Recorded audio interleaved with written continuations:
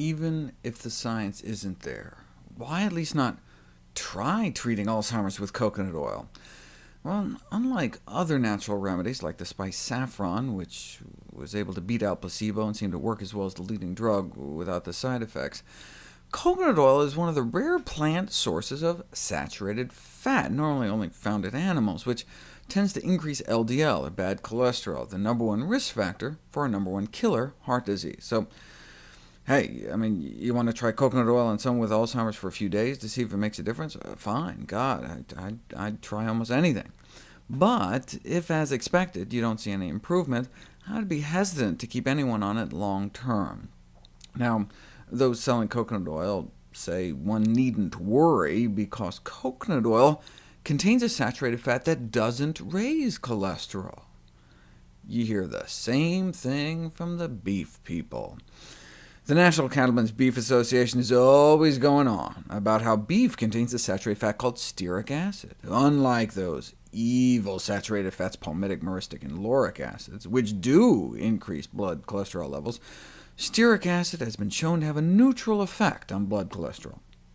Now see, that's true, and beef does contain stearic acid, but guess what? It has twice as much of the palmitic and myristic, which they just admit it does raise cholesterol. It's like Coca-Cola saying they know for a fact that soda doesn't make you gain weight because Coke contains water, and water has a neutral effect on weight gain. Yeah, but that's not the only thing in it.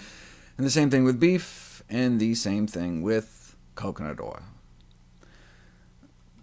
Years ago, I profiled this study that found that cholesterol levels were significantly lower during a coconut oil diet, but only when compared to a butter diet.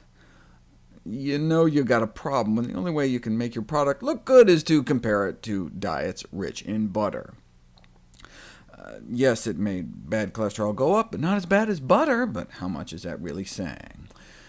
Now, that was all the science we had for 10 years, but 4 new studies have recently come out, a population study and 3 clinical studies. The population was of Filipino women, and although those that ate the most coconut oil had worse levels of bad cholesterol, those that ate the most coconut oil were also more overweight, which alone can raise your cholesterol.